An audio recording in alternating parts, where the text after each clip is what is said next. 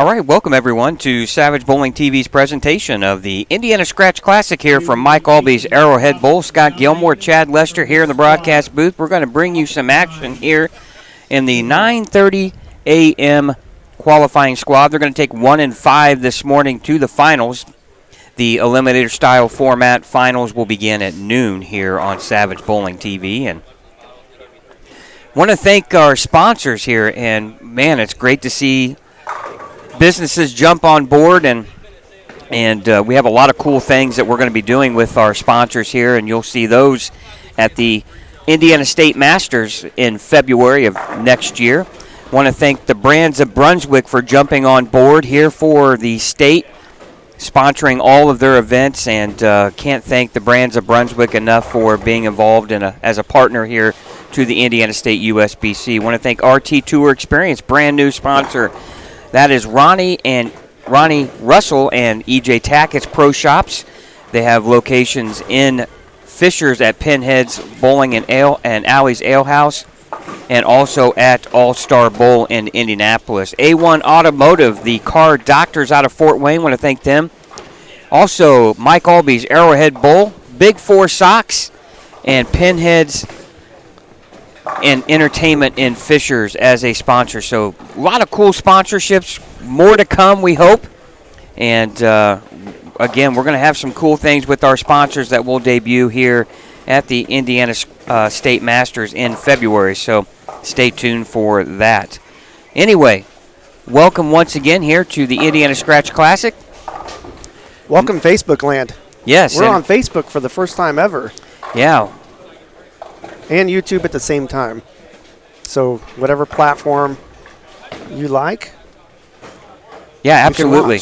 And we apologize for no sound during practice, but when they're playing music in the background, you know, YouTube doesn't like that very much. So we had to... the artists don't like that.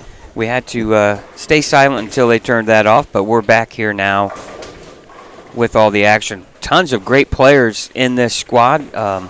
You're looking at Jimmy Cook on lane 4, the 2021 champion or 2020 champion here at the Indiana Scratch Classic. He's won this twice, to be exact. A familiar face here just to the right of him on lanes 5 and 6 is Zach Weidman out of Indianapolis. He's won the State Masters, and you might have seen him a couple of times on TV with the PBA Tour. And Zach, of course, a good young player and a star in the making here, right out of the state here. Also, players that have made the cut that you might be familiar with yesterday. Gene Perez was the high qualifier yesterday at 924. That's for 4 games, plus 124. Other notable players, EJ Tackett made the cut. Zach Tackett made the cut.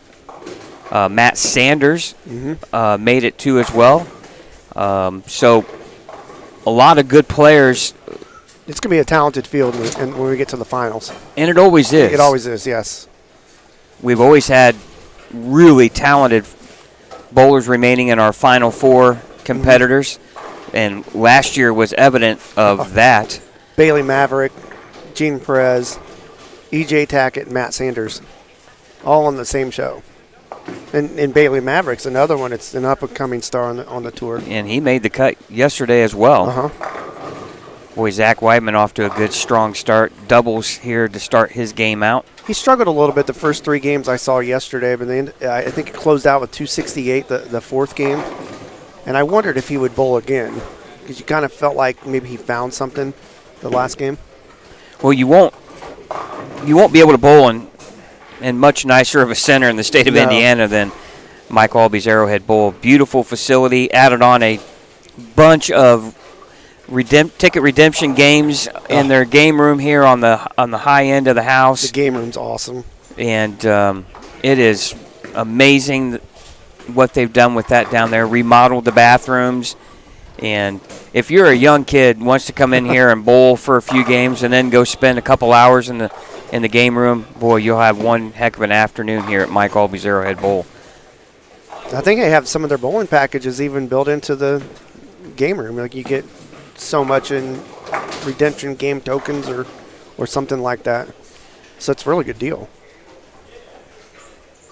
And we're going to miss our partner, Mike Aulby. He's taking care of business this weekend down at the International Bowling Museum in Texas. And he sent us well wishes. Yes, and Mike, we miss you, and we look forward to having you back in the broadcast booth next year at the State Masters in February. It's nice to have you back, though.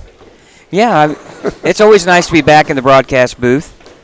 Obviously, it was great to bowl well and win. Winning never gets old, and that's a saying I think rings true and true no matter how many times you say it. As Jimmy Cook goes through the nose, leaving the 2-4-10, or excuse me, 2-6-10. Excuse me, 3-6-10. I'll get this right. Jimmy, you're out of practice for yes, sure. Third time's a charm. Oh my goodness.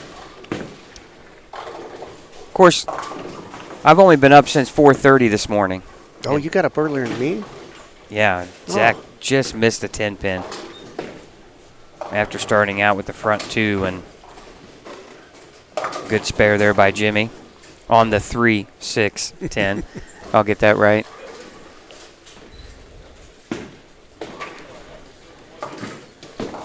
Mr. Collier now here. I'm not used to seeing Zach without a hat. Yeah, he's got kind of the man bun going here. Zach bowled pretty well. He's our teammate on Wednesday night. Yeah, bowled real well. Plus 90 for 4 games. Struggled a little bit the first game, but then turned it on had a 250 game in there and the back 3. When you see him after we're done with the broadcast, ask him about his house ball experience in league the other night. Well, I'll have to ask about that. It's a great story. I will do that. Speaking of tournaments that were going on over the weekend, yesterday, Jeff Hudson up in Villa Lanes in Decatur ran what they called, I believe it was lightweight challenge. Yeah. And all competitors had to throw a 6-pound ball that was supplied. Each pair had so many 6-pound balls in. Yeah, I saw, Vu Duong bowled in one of those, was it over the summer or maybe in the spring? But it was kind of a unique tournament. You could bring your own or you could use the centers. If you broke the center's ball, they charged you for it. I mean, it trying to figure out how does that work when you're throwing it hard, right? Well, like Vu already throws it hard. Yeah, anyways. yeah. Well, if you Vu showed me the back of his shirt before he started bowling, and it had his specs. So it was like weight 10 pounds, speed 21 to 25 miles an hour. It was pretty interesting. Yesterday he had the shirt on. It says oil pattern. What's that? Yeah. If you don't know Vu, he goes right down the middle. Hey, here's a great look now on 21 and 22 with T.J. Schmidt from Osceola, Indiana, up near the South Bend area. And T.J. has won 3 state titles.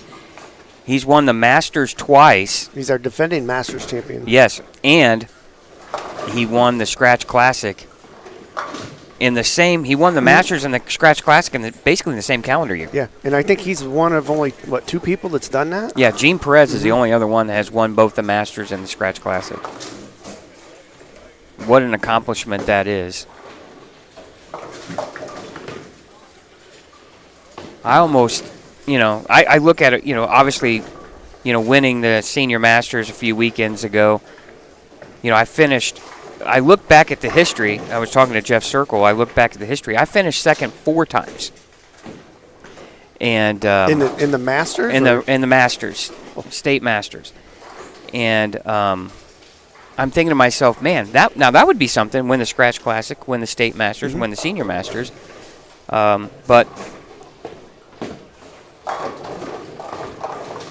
those tournaments are so hard to win. Oh, and I'll be honest with you, I don't care what tournament it is, it's hard to win. Yeah.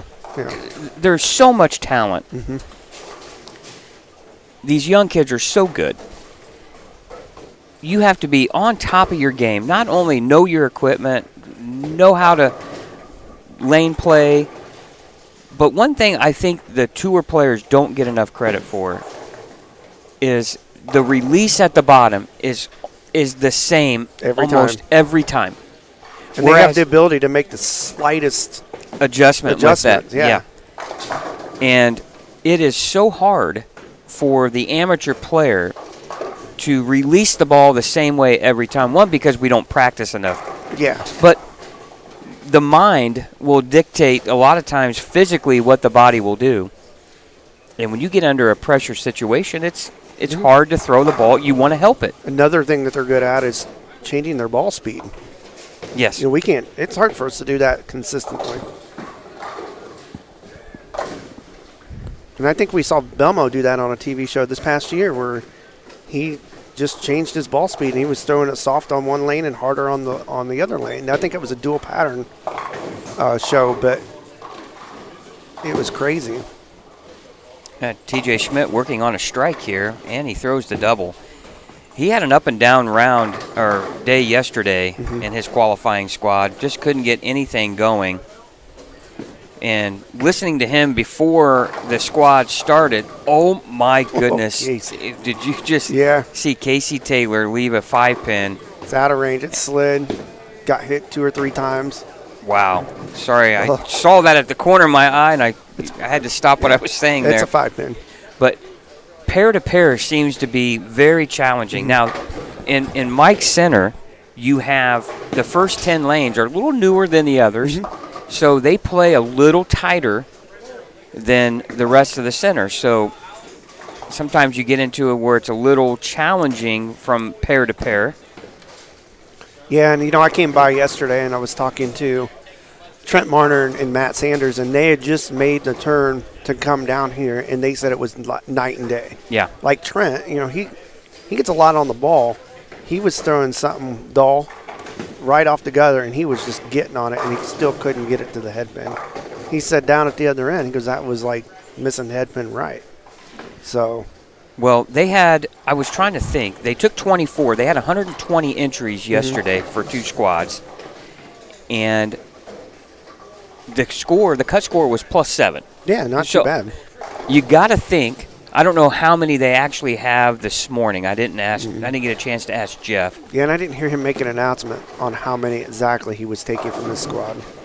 But you got to wonder, does it get to a +10, +15 range?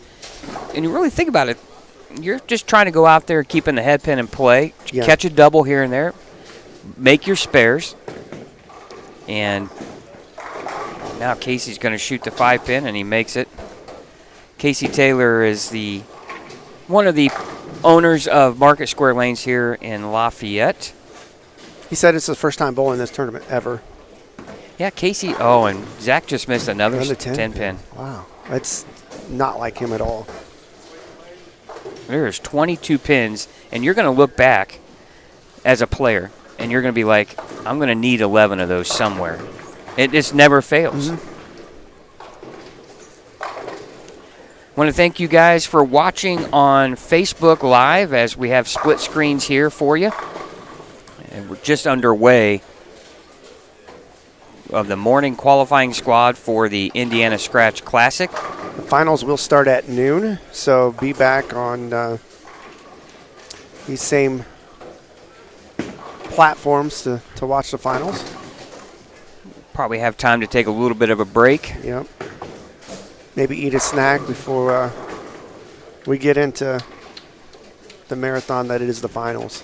Yeah, I'm kind of munching on a bagel here so I apologize if I sound bad, but Jimmy Cook with a 5 count right after. And there's a puddle in the middle. I saw the graph that they took yesterday, and there's a puddle in the middle. So what happened with Jimmy can certainly happen really easily, especially when the oil starts carrying down.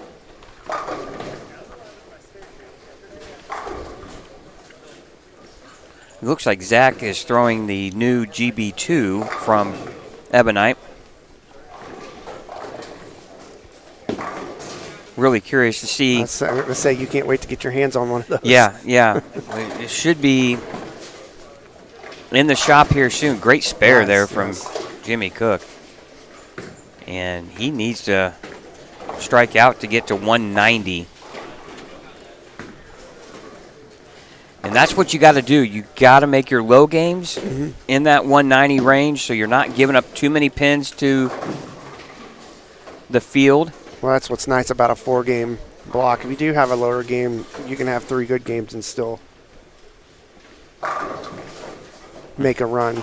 Great shot there by Casey Taylor. Yeah, he just needs to keep it online, and he's good. But he leaks it a little bit. He's going to get in trouble. If you ever bowl with him on Wednesday nights or in league, he throws it a lot firmer than that, but really being soft at the bottom. Yeah. He needs to make sure that ball makes the corner. Yeah. He shot 300 Wednesday night. Same game as his teammate did last game. That was kind of cool to watch.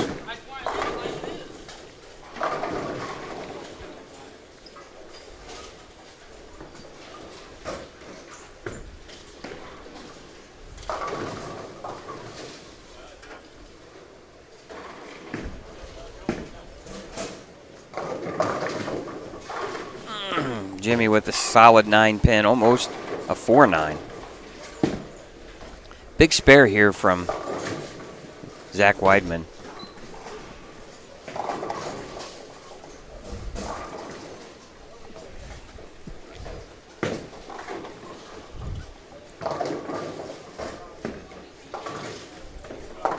Oh, and he opens again. Zach's going to look back on this game and really kick himself.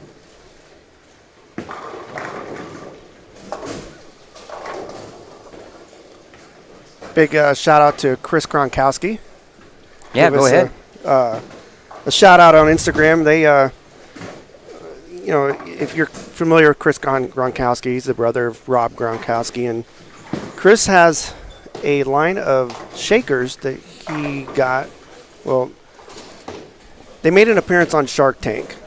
Got those invested, and I sent an email out and.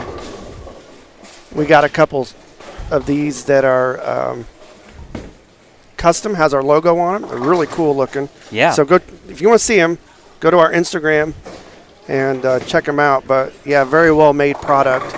And Chris just gave us a shout out on Instagram, so that's pretty cool.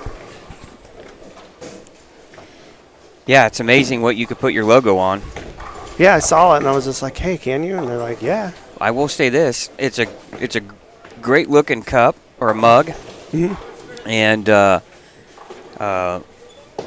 hours it'll hold your drink. Yeah, I put cold water in here this morning and it's still super cold. So I got one of the original ones. They used to make this one's 26 ounce and I got a 16 ounce one right after they became a company and all that. And I was like, I got to try this out. So I filled it with ice and let it sit overnight. And it was still full the next day. It barely had melted. So it's great to have outside, like on a hot summer day, and keeps your drink cold for a while. Well, Casey here, Chad, has thrown a 3-bagger. Remember the 5-pin that should have been down that got hit by another pin and stood back up out of range? Well, he's thrown a 3-bagger right after that, and he would be in the 230s. If that would have gone down, he'd have a chance at that, but still has a chance at 217. Oh, what a break there. So, big shot here for Casey Taylor. Oh, and he pulled it left, and he knows it. Oh, and he got away. Well, there's payback for the 5-pin right there. He's going to start out with a nice 2-teen game. Yeah, I mean, you got to feel good about where you're at. Shooting that, starting off with that. Zach did not like that shot at all. Well, and he's staring 180 in the face. And, as we look back, those 2 10-pin misses, he's leasing the 2 O's. Right. And Casey pulled the next one. And it's it's so easy to do that when you have no room right. The natural thing is to tug it. Absolutely. So. And we see Chad Taylor over there. Yeah, his brother Chad checking him out. And 181 for Zach Weidman. And he knows he's got work to do now in games 2, 3, and 4. Same with Jimmy Cook. He shoots 172. Casey Taylor on 3 and 4, 215. Looking around, I don't see a ton of big scores. No. I thought the scores were pretty high to start with yesterday. I was here at the beginning of the first squad. We'll try to update scoring as soon as we get it from Jeff Circle. What's nice is we have the standing board right behind us that shows the cut number, but we have our banner behind us. Yeah, I kind of ruined that, didn't I? You know, I here's thought the you would thing. have put it over there. You know, you want signage out wherever you can get it, right? Oh, yeah. You want it. Yeah, and for those of you who don't know, like here at Arrowhead, they give us this nice booth that puts us up above everybody and keeps us away from everybody too. Yeah, this is a great. We're basically in a treehouse essentially. Yeah, they have a booth set up on top of the tables and really nice accommodations here. And you're looking at our split screen here on the left, and there's Shelby New and her boyfriend Dylan Holford. And I don't know who's coaching who down there. I'm sure. Yeah. Dylan's probably asking Shelby what she's doing,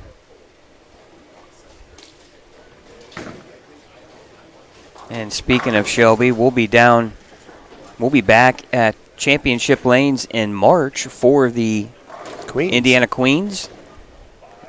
And really exciting times for the sport of bowling here in the state of Indiana. So many good things coming in. I talked to Brian Nunning, the association manager, and entries are climbing, and so really a great time to be a bowler here in Indiana. Yeah. Let's talk about one thing here. Is we didn't get the chance to mention it during the Masters, but the Excellence Award that they received by the USBC. Yeah. And I saw the trophy at the Hall of Fame. What do you mean the award? Yeah, it's a trophy though. Well, it looks like one. It looks like a trophy. Yeah. But it's an award. Yeah. But yeah, and largely because we do a lot of live streaming and promoting from them, it's gotten noticed on a national stage. So it's pretty cool to be a part of that and have a really good partnership with the state. There's not a lot of companies broadcasting bowling on a consistent basis within their own state. Mm-hmm. The state of Indiana kind of went with it, and luckily it was through us, right? Yeah. We were a big part of that, and obviously the National USBC board has seen what they have done and really kind of, it's an award based on being ahead of everyone else to a degree. Yeah. If you really want to, Yeah. They are, the frontier of the front line per se of live streaming their events, and it's more so marketing the product. And that's where what we're really doing is we're marketing bowling and trying to grow the sport. And Yep. the National USBC has seen this and really impressed by what they're doing and investing into it. And other states have been asking, Yeah. Indiana, how do you guys do it? And things like that. So it's pretty cool. I mean, you have 50 other states, and we get that kind of award. And, we're honored to be involved in this. And, I know our teammate, per se, Mike Aulby, is a big part of the endorser of the state and Savage Bowling TV. And with Mike's connections, has really given us some positive feedback and communication to the national board, and it's been a great partnership all the way around, and we look forward to continuing that. All right, switch over to somebody's bowling there on that left side of the screen. They're all getting ready to start their second game of 4.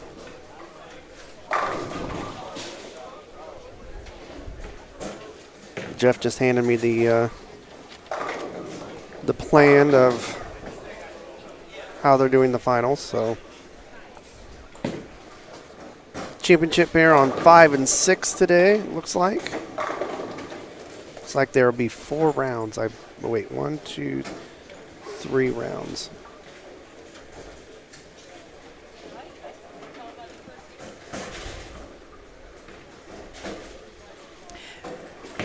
All right, one thing that we want to do is obviously promote our sponsors, and want to welcome RT Tour Experience on board to the Indiana State USBC and Savage Bowling TV live streams, and that might sound familiar because RT Tour Experience is owned by Ronnie Russell and EJ Tackett, and want to remind everyone that November 21st through the 30th is their Black Friday sale at both RT Tour Experience locations. Mm-hmm. You can get 20% off bowling balls, 10% off all bags, shoes, and accessories. They have a full line of Motive, Brunswick, Dexter shoes on hand. You can visit both locations, Pinheads Bowling Center in Fisher. Store hours Monday through Friday, 5 to 8 p.m. and Saturday, 9 to 11. And All-Star Bowl, the other location, hours Monday 12 to 4, Tuesday 12 to 5, Wednesday through Friday 12 to 7, and Saturday 10 to 2. So Black Friday shopping is a big deal here, and if you got a bowler in your family, make sure you head over to RT Tour Experience for their Black Friday sale going on November 21st through November 30th. 20% off all bowling balls and 10% off all bags, shoes, and accessories. So I want to thank RT Tour Experience for jumping on board here as a partnership sponsor of the Indiana State USBC.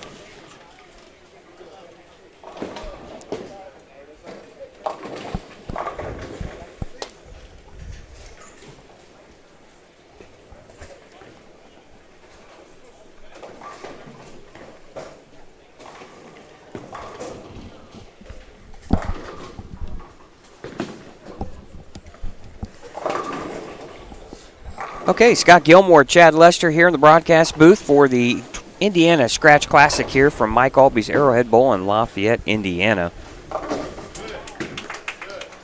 9:30 a.m. squad. 1 and 5 will make the cut to the Eliminator-style finals that begin at noon. And if I'm reading this right from the plan that Jeff gave me, it looks like there'll be 32 bowlers that will make it.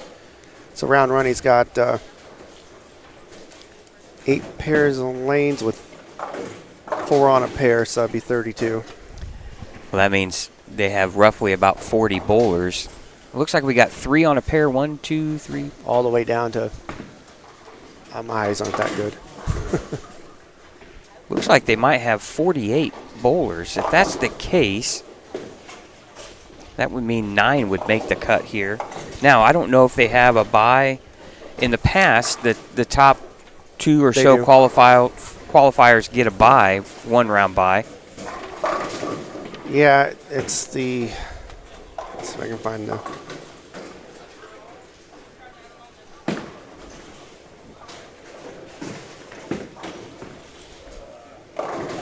top qualifier in each squad gets 1 bye in the semifinal, so they will not bowl the first round. So that means 3 will get a bye. Mm-hmm. Gene Perez being 1. And then a minimum of 2 senior bowlers over 50 will advance to today.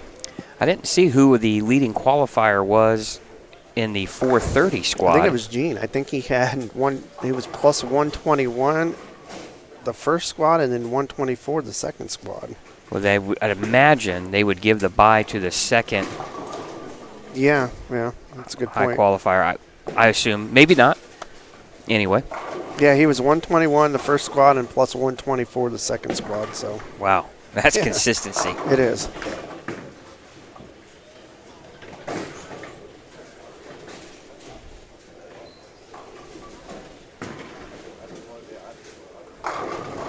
I'm sure Jimmy Cook's excited. He said he hit 7 and 8 twice yesterday, and I don't think he broke 150 or 160 on it. And luckily for him, he started on 3 and 4, and he skipped right over 7 and 8. He's bowling on 9 and 10.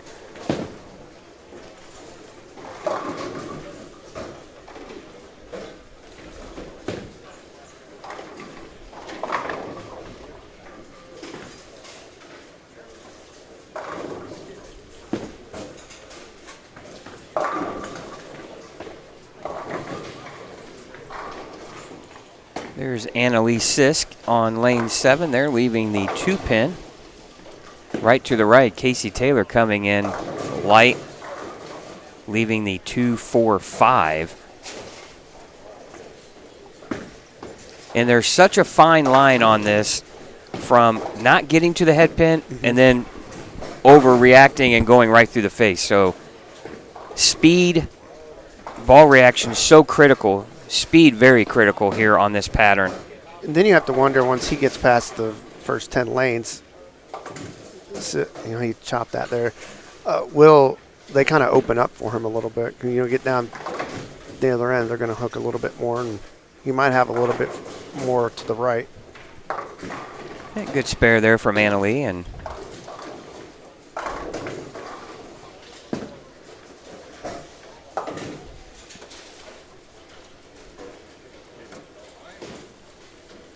I saw Cammie Devine is bowling this morning. I just happened to switch, and there she is. Yeah. Congratulations to her on her first 300 just a few weeks ago over in Muncie. I believe she's still the social media director for Fun Time Centers. I believe so. If you'll see her quite a bit over at Championship Lanes in Anderson. But congratulations to her. Always, that first one's always it's such a rewarding experience, and she was really excited about it, and she should be. You haven't got to ask her how nervous she was, because, it didn't look like she had a lot of nerves. She buried. The 12th one was dead flush. Yeah.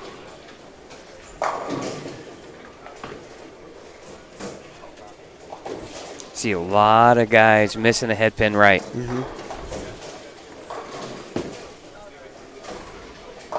Kind of gives you the appearance that they're really, long, heavy oil pattern, and it's really not that. No. Not that case. It's, of course, new lane machine here at Mike Aulby's Arrowhead Bowl too. Yeah, they got that put in February, I think it was. I was curious to see how much different the pattern would play. Jeff's patterns are always very challenging. I think he had to make some minor adjustments to it this year to match up to the new machine. But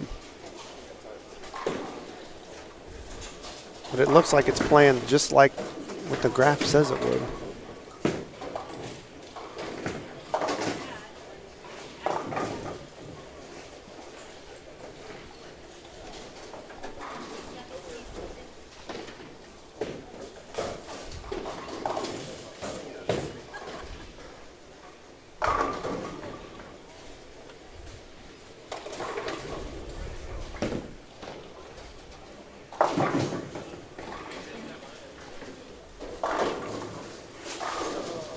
Some Lafayette bowlers that I know besides Casey bowling in here. You got Jackson Cross from Lafayette. You have Aaron McCormick bowling this morning. I thought I saw Scott Macias. Yep, and also there was trying to see who else was here from Lafayette bowling this morning. course, a lot of those guys are way down on the high end of the house. Scotty Kramer from the Muncie area. He's bowling here this morning. If you've never seen Scotty bowl, he gets on it. Yeah, there is Left-hander. no lack of revs and speed on that release.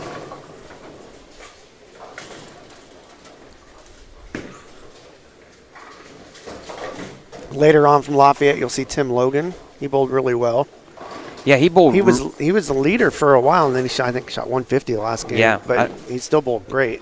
Yeah, he started out 250, 240. Yeah. And then still shot I think a low 200 game after game 3, and then I believe he was 119 he was 119 over going into the last game, and then shoots 150 on the nose.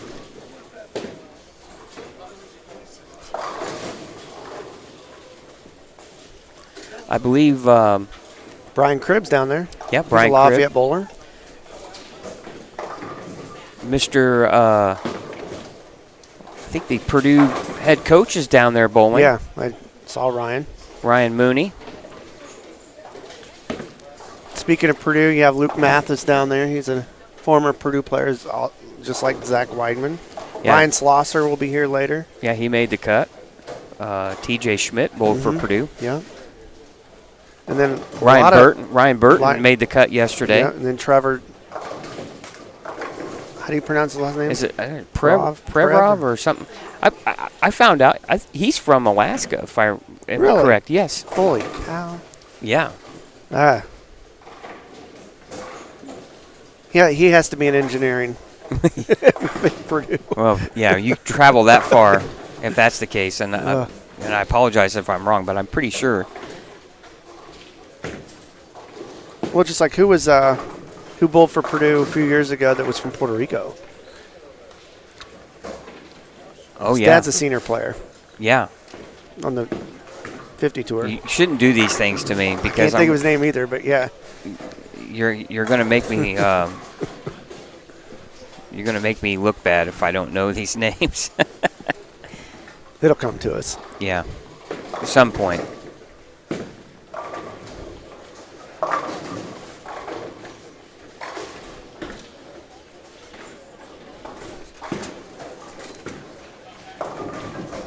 Again, we thank you for watching here on Facebook Live. We'll leave this up for a little while, but you can also, once qualifying is done, we'll switch everything over just to Savage Bowling TV on YouTube, and you can watch all of the match play finals there. It's an eliminator style format, so bowlers will bowl 2 games, and we'll drop half the field, and we'll get all the way down to 4 players, and those 4 bowlers will bowl on the championship pair, which I believe is 5 and 6. It is, yep. And they'll bowl 2 games, and the highest 2-game total will be your Indiana Scratch Classic champion. Yeah, by about 4:30 today, we'll know who that champion is.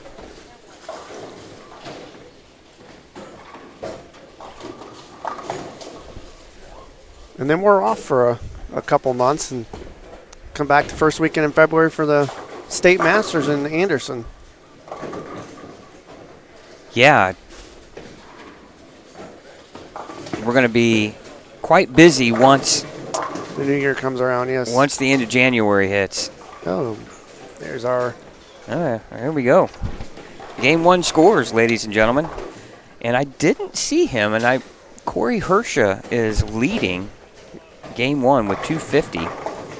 Matthew Wilhite is second with 246. Scotty Kramer third with 231. Mark Pruitt, 226. Joseph Litton, 224. Scott Dillion, 224. Jacob Bright, 223. Isaac Irwin, 222. And Casey Taylor, ninth with 215. He's tied with Dwayne Markham. Daniel Howison, 213. Jackson Cross, 211. Shelby New, 206. Ryan Sidney, 206. Aaron McCormick, 206. Nick Squires, 201.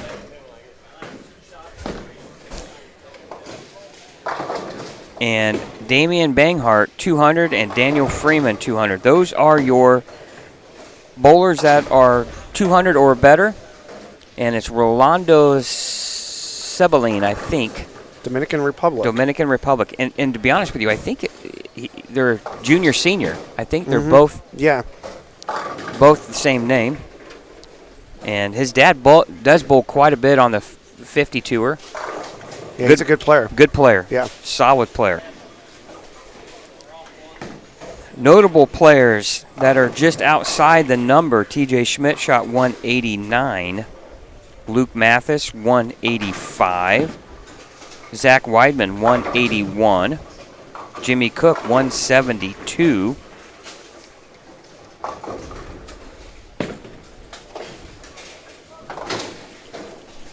Those gentlemen have some work to do. Annalise Sisk, a Lafayette bowler, she shot 187.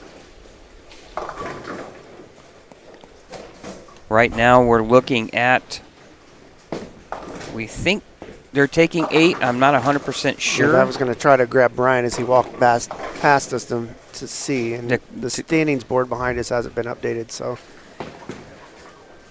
There appears to be more than 44.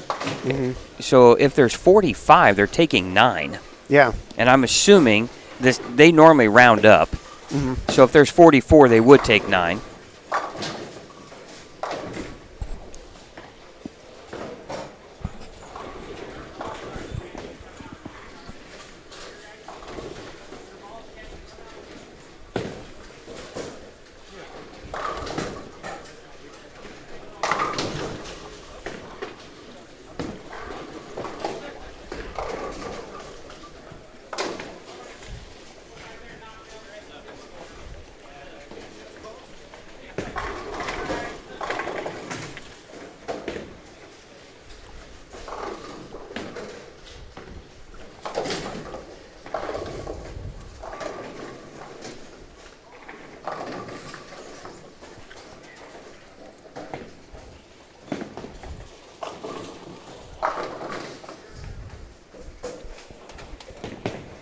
All right, bowlers are just about finishing up game number 2. We'll take a quick timeout here. We'll leave it right here. You guys can watch as players finish up game 2 and move to their next pair for game 3. We'll be back to here with some updates on just exactly how many players they're going to take here out of this squad. 24 yesterday, 1 and 5 this morning. And they're taking 10, as Chad just... So they have 50 bowlers here at least. So the cut's even right now for this squad, I believe, is what the board showed. Well, I have, after the top 10 is 215 or better. Then that's wrong. Let's see if it updated. But yeah, Jeff said it's 10. So 10 bowlers are coming off this squad. To make a total of 32 that will make it. Well, that'll make 34. He had double squad leaders. That's what he said. I'm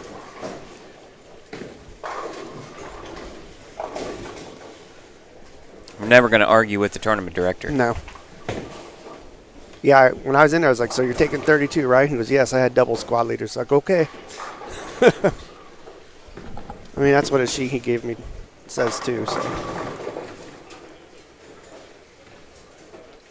All right, we'll take a quick timeout as players wrap up game number 2, and we'll get back here with standings as soon as game number 2 is done. And you're watching the Indiana Scratch Classic here on Savage Bowling TV.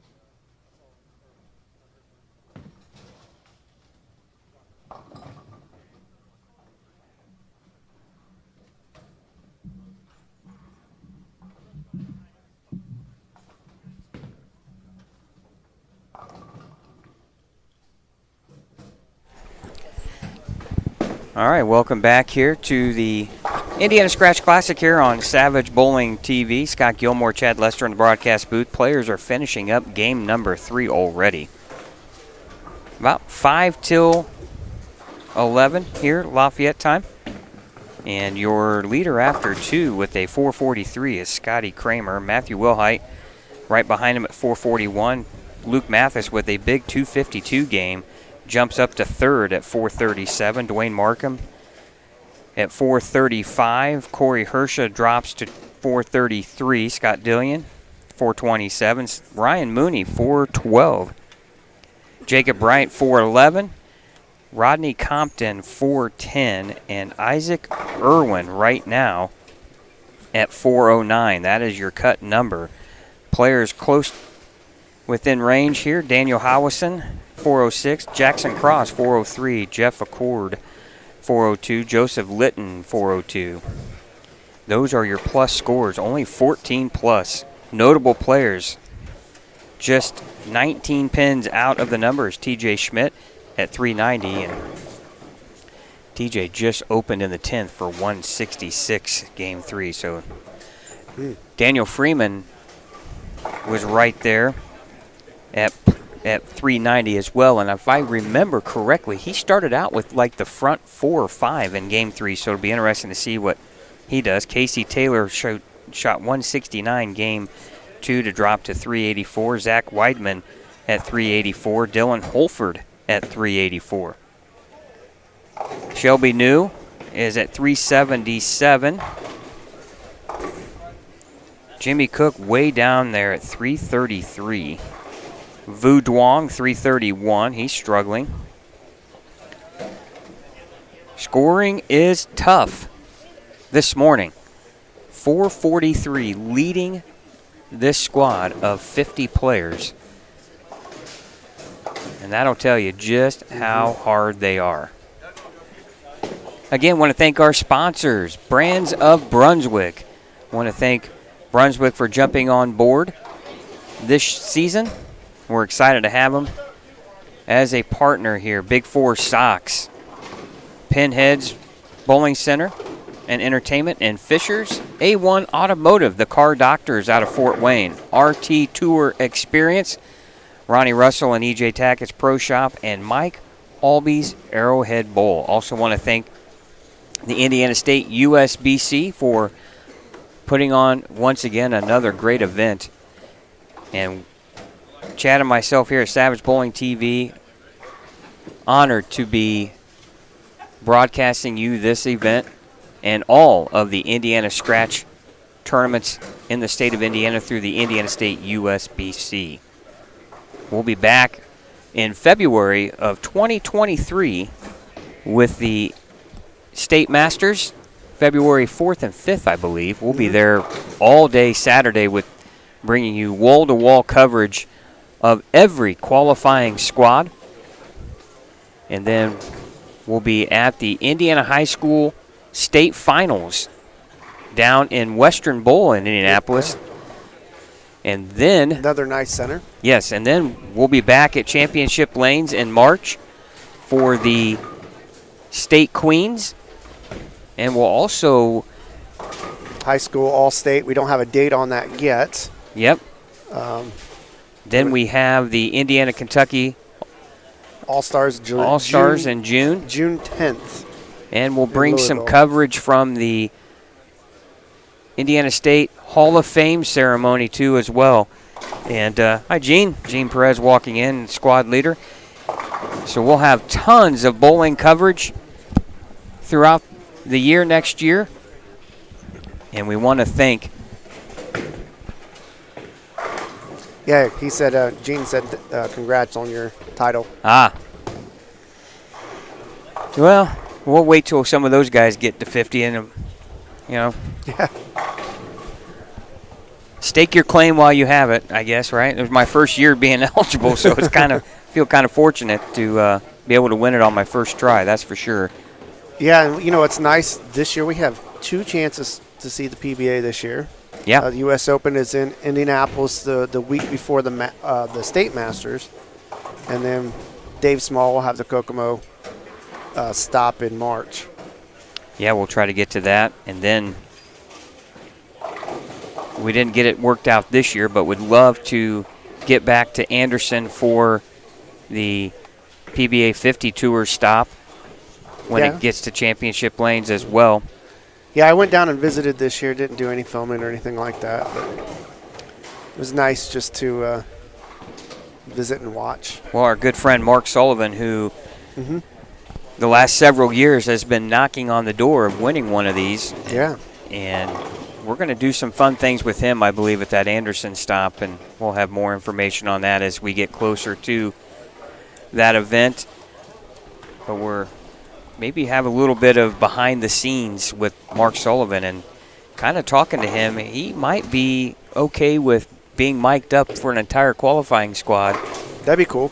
And sharing what he's seeing and how he's moving and ball decisions and those kind of things. You'll kind of get an inside look of what it's like to bowl 8 games under a lot of pressure. So we're looking forward to that as well.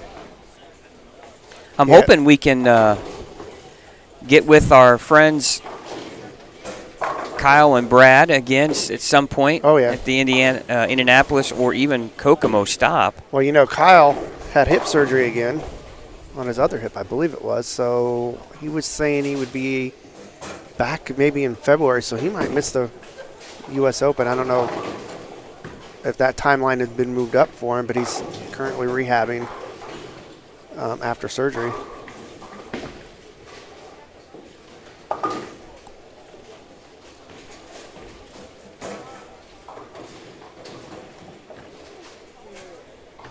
We're going to miss the TV show from the U.S. Open. It would have been nice to be able to connect with Rob Stone again this year. And I'm bummed about that. Well, we'll be covering the State Masters. So it's going to be interesting, too. That's going to really impact, obviously, for those guys, you know, like E.J. Tackett, Zach Weidman. It might work out if they're not on the show. They could possibly be at the State Masters, so you could see a really star-studded field for that event, only because the tour is right here in Indiana that particular weekend. So you could see a lot of great players participate in the State Masters this year. And next year, the Women's U.S. Open will be in Indy, as well as the men's. I think they have both next year. But so it'd be cool to kind of go down and cover the women. We've never been able to do that. They've never really come close to us. Usually up in Rockford, but that's still 2.5 hour drive for us. But a lot of cool things coming up for us. All right, got some good players here in front of us, Chad. We got Jacob Wright here on lane 5. Another ex-Purdue bowler, right? He started off his game with the strike, and he doubles.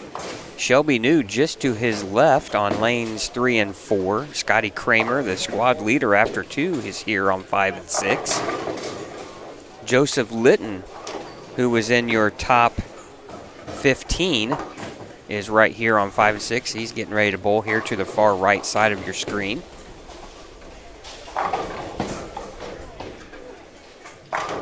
He throws a strike. Now Scotty Kramer, your squad leader here on lane 5. He'll be here on the right side of your split screen. Don't blink, because this is going to happen really fast. Yeah, the ball's going to get to the head pin quickly. He's another kid that wears tennis shoes while he bowls. No slide. He might change his mind as he gets older. I feel like that speed's slow for him. And he leaves the 3, 6, 9. And for him, this is his first time down here in the low end. And just bowling on lane 4 was Rodney Compton, who is in 9th place at plus 10 after 2. Oh, what a break for Shelby New. Wow. She'll take it.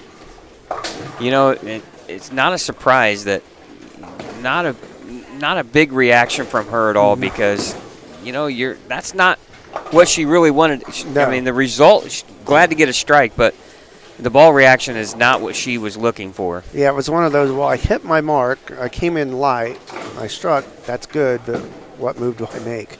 Now Jacob Bright, comes in light, and there's the 2. A lot of those today. 8, 10. You just missed just a little bit right, and that's what you get. You saw Miss 300 there, Cammie Devine, with a spare in the 6th. Great shot there on lane 4. He's got the front 3. Oh, pin action there for Joseph Litton, and he strikes. That gives him a double in the 2nd and 3rd frames.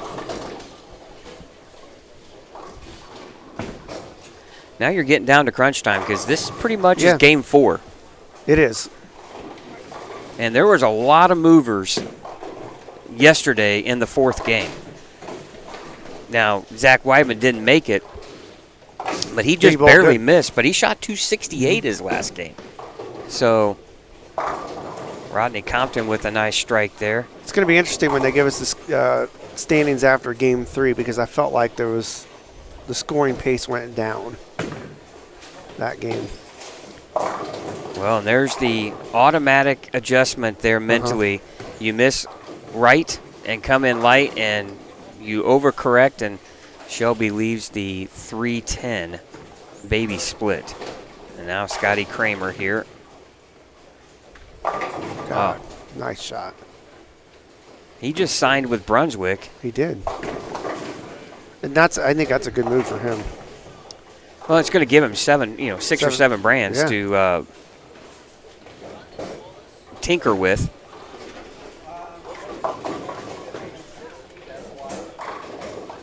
Now Jacob Wright after that 2-8-10.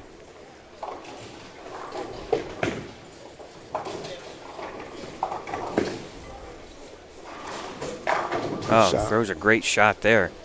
Well, that's hard to do right after you missed right and split. The body just wants you to overcorrect. Thumb has a tendency to go down first, and you chicken wing it a little bit, but then you're a big 4 or a Brooklyn. Now Joseph Litton in the 4th frame with a double here on the right side of your screen. Well, comes in light, 2-pin. He'll take that on a miss.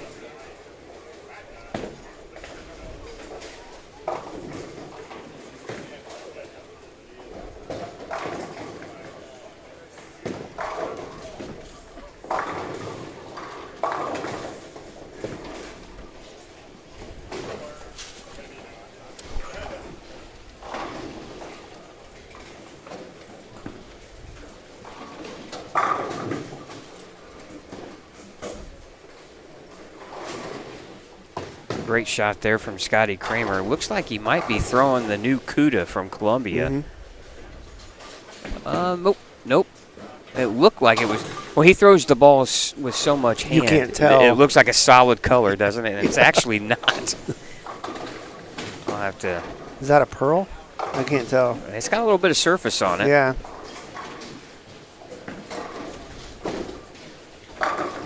But when the ball's going down the lane, it looks like one solid color, but it actually has several colors in it.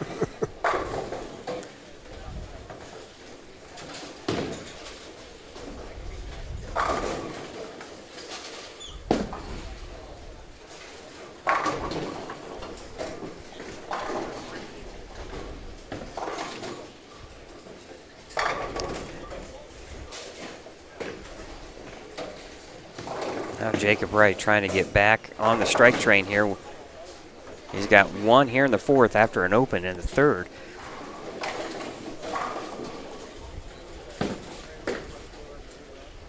Oh, great shot. Now after 2, Jacob was just out of the number. No, I take that back. He was just inside the number at 411.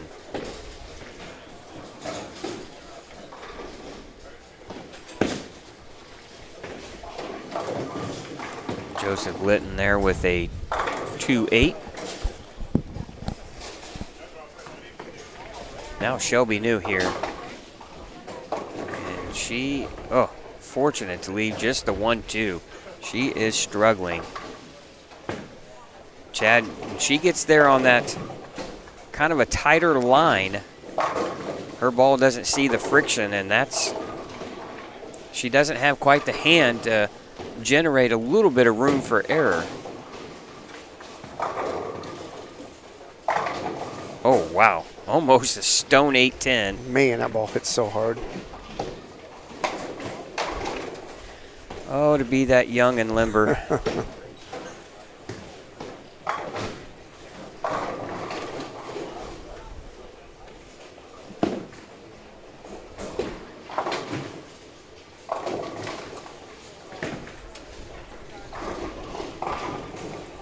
Well, it's nothing new. The left side here has always been kind, right? Yeah, especially when you're able to play the gutter. Yeah. Or out near the gutter. But here's the interesting thing. You're never going to have there's never going to be an end to the righty-lefty debate, No, right? It's never. going to go on forever. But if you watch the lefties that are bowling, they're all playing the same part of the lane. That's right. Because they have to. That's only where the ball will react consistently. You watch these guys on the right, and you see some playing up the rail. You see guys playing fifth arrow. You see guys trying to play fourth. He tugged that. Well, yeah, the right-handers, they have more of an option. So the breakdown is so much different on the right than on the left. If the left starts good and it has a better chance of staying good. You don't see the transition.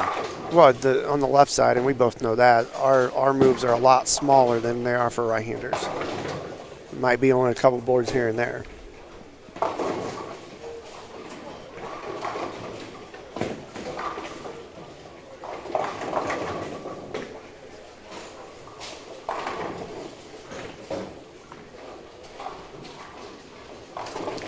Rodney Compton here on lane 3. He had a three-bagger working from missed the frames 4 through 6, spare in the 7th. And that one's right. Fortunate to leave just a 1-2-8 as we just saw Jacob Wright miss an easy single pin spare. And those are killers, as we just see another player just missed a 7-pin.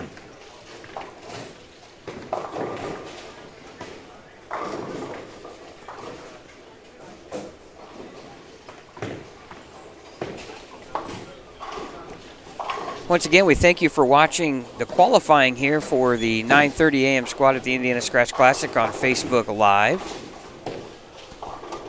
Once qualifying is over, we will bring you all the finals exclusively on Savage Bowling TV at YouTube. We invite you to subscribe and like our channel. Lots of bowling coverage coming up here in the next few months. We got some projects to work on in December. We're going to be doing some videoing, and we'll bring you that stuff when we get it done. Probably will debut that the weekend of the State Masters. Lots of cool things. Going to be working closely with Pinheads and obviously Ronnie and EJ at RT Tour Experience. Do some stuff for Dave Slavin and Big Four Sox. Going to have some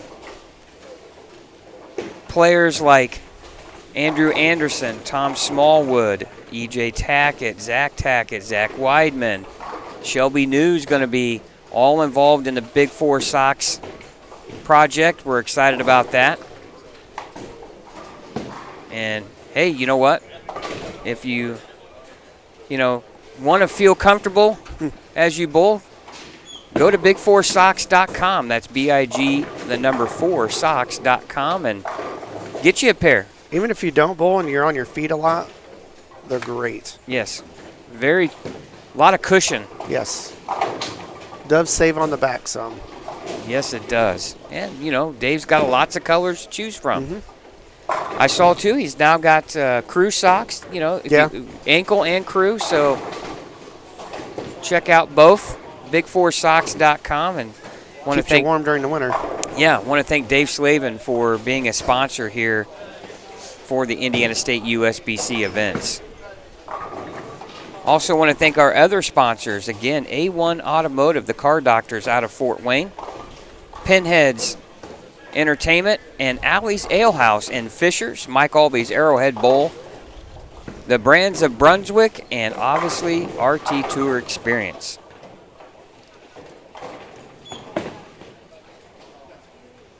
And I'm telling you, if you're interested in becoming a sponsor, please reach out to Brian Nunning, the association manager of the Indiana State USBC. And if you got a TV commercial, we'll play it during our live streams. We'll give you all the plugs we can give you, as we appreciate your partnership and sponsorship of the Indiana State USBC.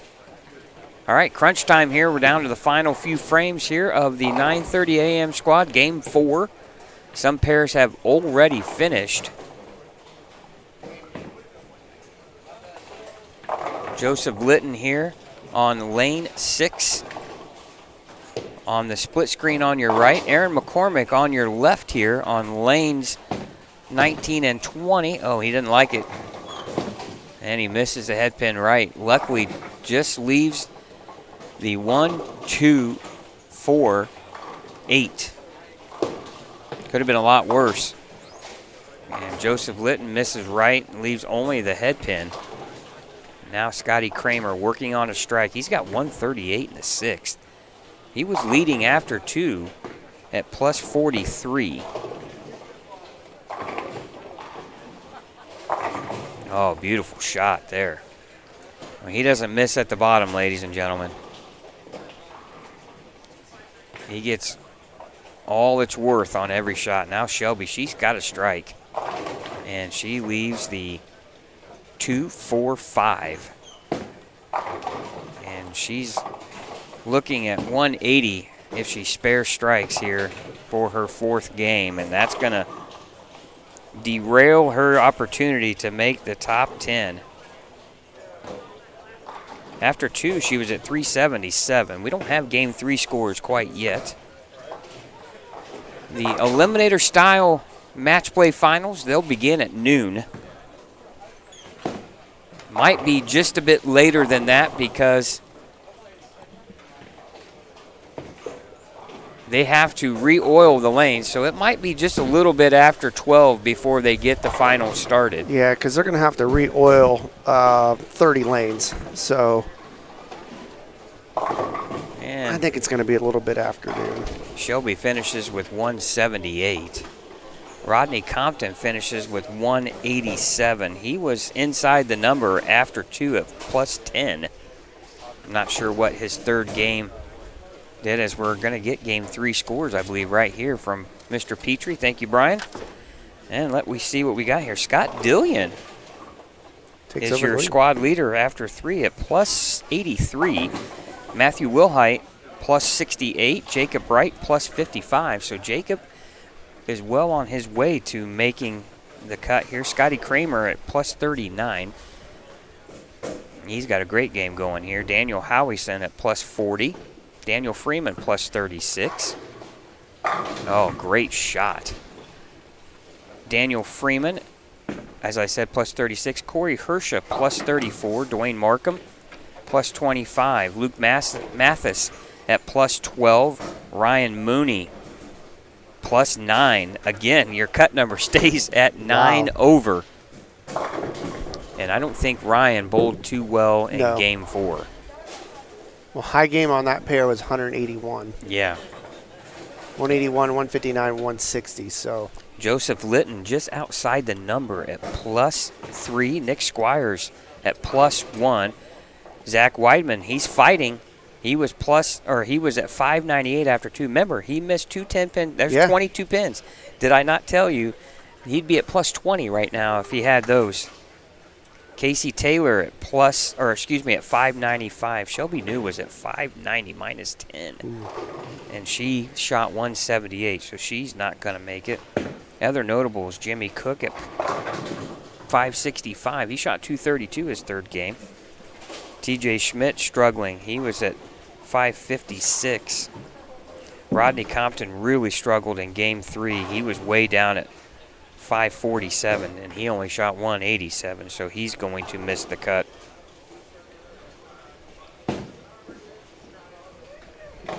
And Joseph Litton, he's going to get a massive break. A massive break. I don't think he realizes just how big that was.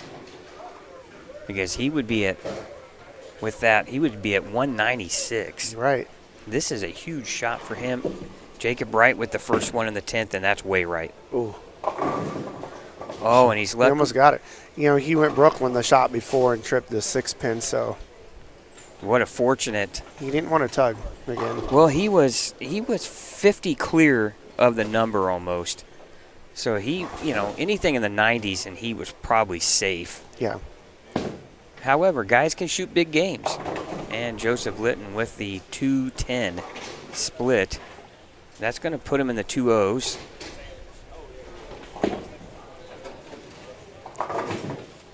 And Jacob Wright will finish with 211. That's going to put him at 666 for Jacob Wright. Hopefully that ends up being a good luck number when he wins this thing. Jacob, 666. You should have missed the head pin there, pal. 4-game total, so 666 doesn't matter anymore. Oh, that's right. Plus 66. Yeah, I know. It's 866. I know. I'm only 200 off. Kind of like last year at USBCs. Oh. Man, you take a tournament off from I know. I never. And you're just like a rookie again. I'm a glutton for punishment. So 866 for Jacob Wright. Good set there. Mr. Steve Hartman over here. We're up in the treehouse, Steve. Yeah, I was going to say, you got pretty high tech here. Yeah. Yeah. 203 for Joseph Litton. That's going to put him at 806. That's going to be it. Put an asterisk by that one. Scotty Kramer with the spare. He's going to shoot 247 here with the strike. Looks like this is the only pair going. Well, and right now you're battling for that bye. Right. The leader of this squad will receive a 1-round bye. And doesn't sound like much, but that's huge. Because half the field is going to be gone after one game.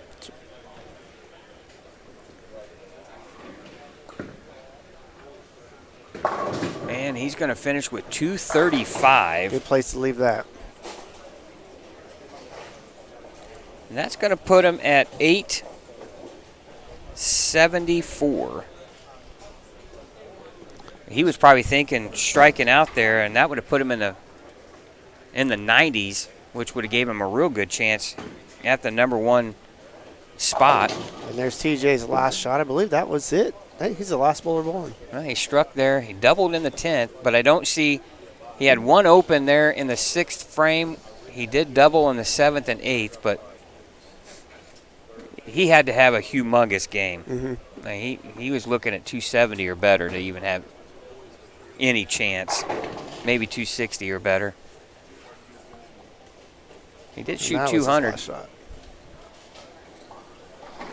So a disappointing event for TJ Schmidt, who was way down in 25th place at minus 44.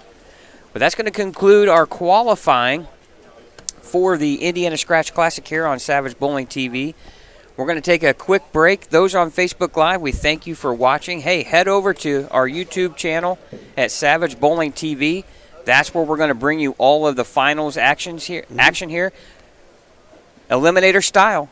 Yeah, probably they're supposed to be noon, but I think it's going to be a little bit later than that. They're just not starting to oil, so. Yeah, eliminator-style formats, so bowlers will bowl 2 games. They'll drop half the field after each game. The squad leaders receive a 1-round bye, and since Gene Perez led both of them, that dictates there's only 2 players that will receive a bye in this round. So 34 players, I believe, made the cut. I think it's 32. Is it 32? 32, yes. Okay, 32 make the cut. We'll bring you all of the eliminator-style finals here on Savage Bowling TV. Thank you for watching on YouTube or on Facebook Live. Head over to Savage Bowling TV at YouTube for all of the finals actions here. For Chad Lester, Scott Gilmore, we'll be back here for the finals when they begin sometime after 12 here on Savage Bowling TV.